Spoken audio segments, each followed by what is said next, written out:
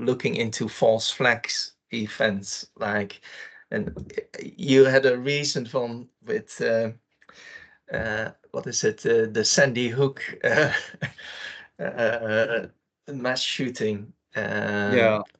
Well, as I put in my, I've written 3 articles now on Sandy Hook on Yeah, Substack, and yeah, I was in a Shakespeare workshop with, this was in the 1990s in New York City, with a guy called David Cole Wheeler, who it turns out is both star and spear carrier of Sandy Hook, because he's posing as a grieving parent who lost his 6-year-old son, Ben, who was yeah, allegedly one of 20 kids shot to death on that yeah, day. So he's got yeah. that one role going on. And he's just been, and he was awarded a 160, he and his wife, Francine, also an actress, Yeah, were together awarded $165 million as part of incredible. Yeah, the Alex, the lawsuit against Alex Jones. But that was only one of his roles, because his other role was Sloppy Sniper.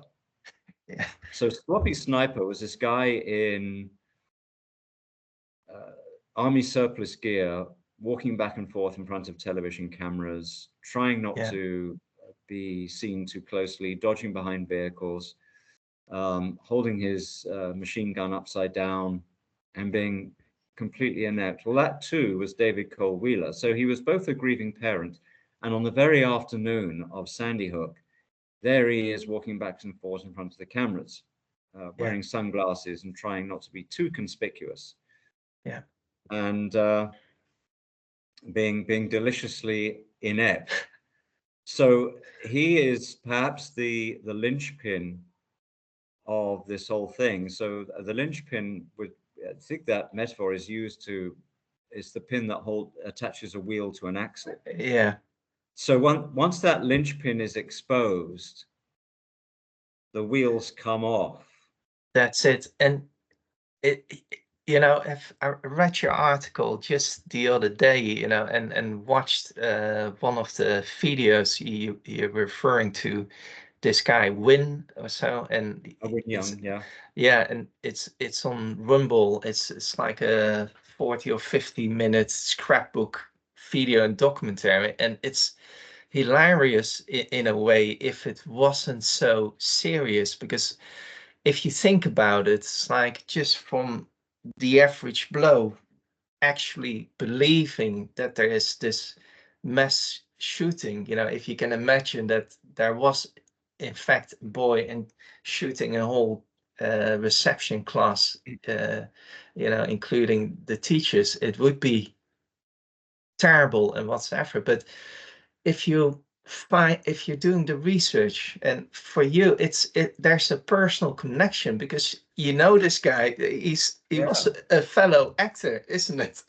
And yeah. it, I don't know how I to didn't how to I didn't even realize. I yeah, didn't even know he had a Sandy Hook connection until last year, yeah, when the yeah, attorney Wyn Young brought my attention to it. And I thought, yeah, wait a minute, I know that guy.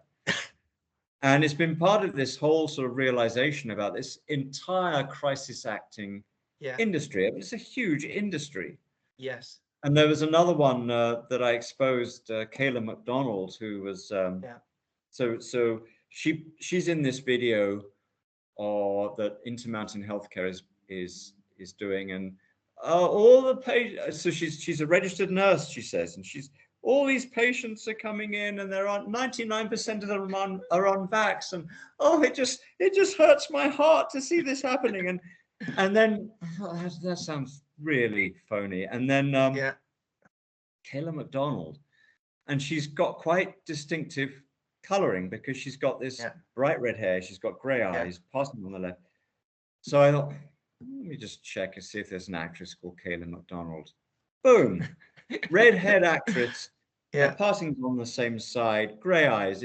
It's the yeah, same woman. So she's got this sort of third-rate acting career, and yeah, she does it moonlighting on the side as a crisis actor. And yeah, the same thing. I mean, because I've got this background as an actor, I can sniff out some of this stuff that's going Yeah. on. The same thing with Trump and this whole Butler, Pennsylvania business. Yeah. Now, when I played Oberon once, and we had this scene where Puck, so Puck is under Oberon's command. Puck's a fairy. Well, Puck fucks up. He puts the love juice on the wrong eyes, right? So I, as Oberon, grabbed him by the ear and dragged him across the stage. Now, I wasn't really dragging him by the ear. I had my hand cupped over his ear, and then he sold the injury. Yeah. But you sell the injury. This is like stage combat 101. You stage the injury on the upstage side. You stage it on the side the audience cannot see. Yeah. So we, as video watchers, seeing Yeah. Trump on the podium, Yeah. this injury happens on the upstage side. Not only that, but before those shots ring out, he's pointing at the billboard to his right, so they can concoct this narrative. Oh, he turned his head just at the last moment. No, Yeah. his head was turned to one side for quite some time, and the shots didn't ring out. The cue was late.